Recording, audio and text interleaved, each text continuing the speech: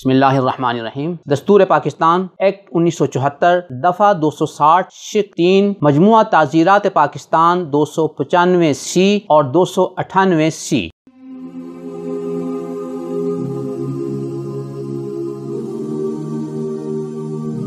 ناموس رسالت بل کے خلاف ایک میڈیا اسکالر کی 30 سالہ جدوجہد کا تجزیاتی سلسلہ علم و فکر، قلم و قرطاس اور دلیل و برہان کی روشنی میں گستاخ رسول کی سزا کی بابت من جملہ اور دلائل کے ایک حدیث کا ذکر کیا جاتا ہے۔ آقائے مدنی صلی اللہ علیہ وسلم کے چچا زاد سیدنا عبداللہ ابن عباس رضی اللہ تعالی عنہما راوی ہیں کہ ایک نابینا صحابی کی لونڈی نبی اکرم صلی اللہ علیہ وسلم کو گالی دیا کرتی تھی۔ اس صحابی کے سمجھانے کے باوجود وہ باز نہ آئی۔ ایک رات اس نے نبی کریم صلی اللہ علیہ وسلم کو گالی دی تو نابینا صحابی نے اس کے پیٹ میں خنجر گھونپ کر اسے قتل کر دیا۔ صبح ہوئی تو نبی اکرم صلی اللہ علیہ وسلم کی خدمت عالیہ میں اس قتل کا تذکرہ ہوا۔ آقا کریم صلی اللہ علیہ وسلم نے سب کو جمع کیا اور قسم دے کر فرمایا کہ جس نے یہ اقدام کیا ہے وہ کھڑا ہو جائے۔ تو نابینا صحابی کھڑے ہوئے اور لڑکھڑاتے ہوئے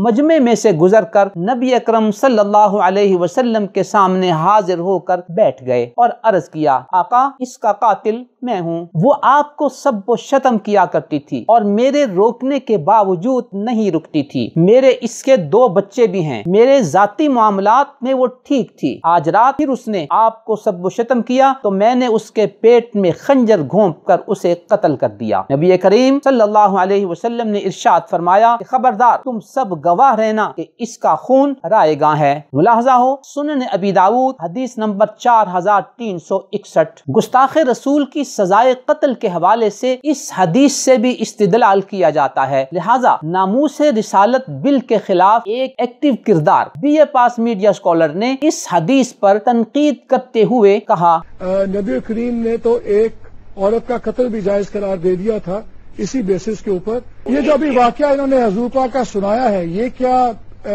کوئی قبول نہیں کرتا اس واقعہ؟ اس کی روایت انتہائی کمزور روایت ہے۔ موصوف میڈیا اسکالر نے اس حدیث کی بابت جو 3 سوالات اٹھائے ہیں ہم نے ان میں سے ہر ایک پر مستقل نشست میں دلیل و برہان کے ساتھ گفتگو کی ہے۔ آج ہم ان کے اس اعتراض کا علمی تجزیہ پیش کرتے ہیں جس میں انہوں نے اس حدیث کو انتہائی کمزور قرار دیا ہے۔ کسی بھی حدیث کے صحیح یا ضعیف ہونے کا فیصلہ علماء محدثین کر چکے ہیں اور یہ فیصلہ علم حدیث کے طے شدہ اصولوں کے مطابق ہوتا ہے۔ آج کی نشست میں اس حدیث کی بابت 9 جلیل القدر محدثین کا علمی فیصلہ آپ کی خدمت میں پیش کیا جائے گا تاکہ آپ دلیل و برہان کی روشنی میں فیصلہ کر سکیں کہ B A pass media scholar کے دعوے میں کتنا علمی وزن ہے۔ نمبر 1، علم حدیث کے مشہور امام محمد حاکم متوفی 405 ہجری نے فرمایا، ھذا حدیث صحیح الاسناد علی شرط مسلم۔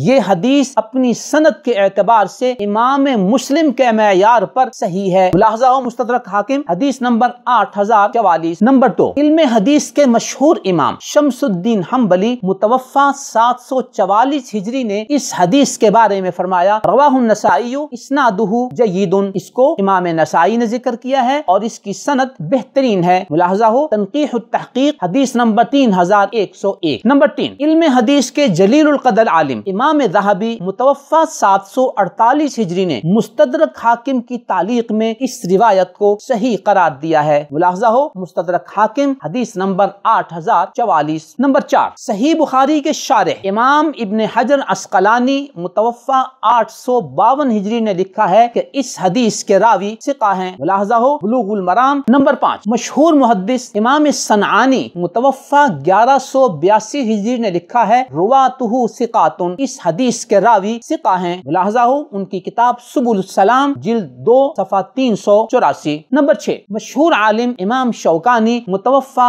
1250 ہجری نے لکھا ہے، رجال اسنادہ ثقات۔ اس حدیث کی سند کے راوی ثقہ ہیں۔ ملاحظہ ہو ان کی کتاب الدرار المضیہ جلد 2 صفحہ 406۔ نمبر 7، ماضی قریب کے ایک اسکالر شیخ البانی نے لکھا ہے، اسنادہ صحیح علی شرط مسلم۔ اس حدیث کی سند امام مسلم کے معیار کے مطابق صحیح ہے۔ ملاحظہ ہو ان کی کتاب ارواء الغلیل حدیث نمبر 1251 کے ضمن میں انہوں نے یہ بات کی ہے۔ واضح رہے کہ یہ شیخ البانی وہی شخصیت ہیں جن کے بارے میں یہ B A pass media scholar اپنی کتاب مقامات کے صفحہ 165 پر ان پر اعتماد کا اظہار کرتے ہیں۔ نمبر 8، ماضی قریب کے ایک محدث شیخ شعیب ارناؤت نے سنن ابی داود کی تخریج میں لکھا ہے اسنادہ قوی، ملاحظہ ہو حدیث نمبر 4361۔ نمبر 9، مسجد نبوی شریف کے ایک بزرگ عالم اور محدث شیخ عباد نے سنن ابی داود کی شرح میں اس کے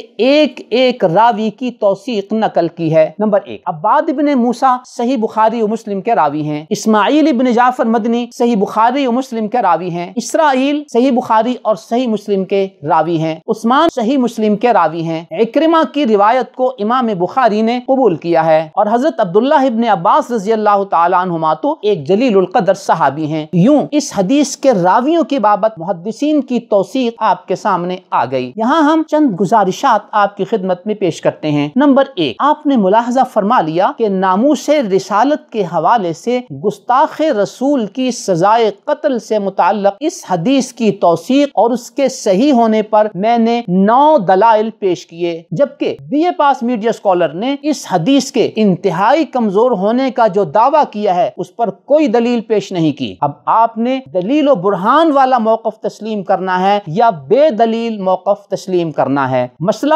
ناموس رسالت اور نبی کریم کی حدیث کا ہے، فیصلہ سوچ سمجھ کر کیجئے گا۔ گزارش نمبر 2، اس حدیث کے صحیح ہونے کی بابت 9 دلائل آپ کے سامنے ہیں۔ یہاں ایک سادہ اور سمپل سوال ہے کہ جس B A pass media scholar نے اس حدیث کو انتہائی کمزور قرار دیا تھا، کیا ان کو ان 9 حوالہ جات کا علم تھا یا نہیں؟ اگر ان کو ان حوالہ جات کا علم تھا تو ان کو آپ سے چھپا کر انہوں نے علمی خیانت کا ارتکاب کیا، اور اگر انہیں یہ معلوم نہیں تھا تو پھر ان کے فالوورز بجا طور پر ان کی خدمت میں چند گزارشات پیش کرتے ہیں۔ گزارش نمبر 1، B A pass media scholar کا علم انتہائی سطحی ہے اور ان کی معلومات بڑی محدود ہیں، لہذا اس حدیث مبارکہ کی بابت انہیں اتنا غیر محتاط تبصرہ نہیں کرنا چاہیے تھا، کیونکہ مسئلہ ناموس رسالت اور پیغمبر کی حدیث کا ہے۔ گزارش نمبر 2، ناموس رسالت کی بابت اس حدیث اور اس دلیل کی بابت کوئی تبصرہ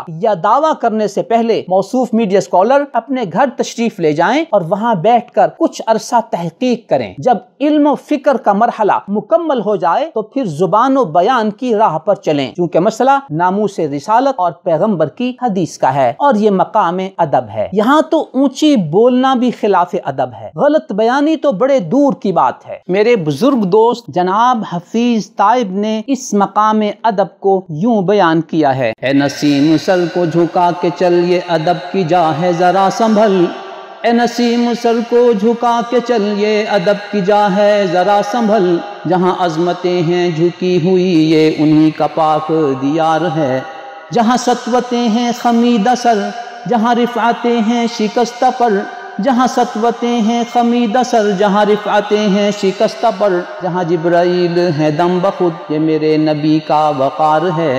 گزارش نمبر 3، ایک طرف نبی رحمت صلی اللہ علیہ وسلم کی حدیث مبارکہ ہے، ناموس رسالت ہے، تقاضائے ادب ہے، انتظار شفاعت ہے، جام کوثر کی تمنا ہے، اور دوسری طرف B A pass media scholar کا مغربی ایجنڈا ہے۔ آپ نے کس راہ پر چلنا ہے، فیصلہ سوچ سمجھ کے کیجئے گا۔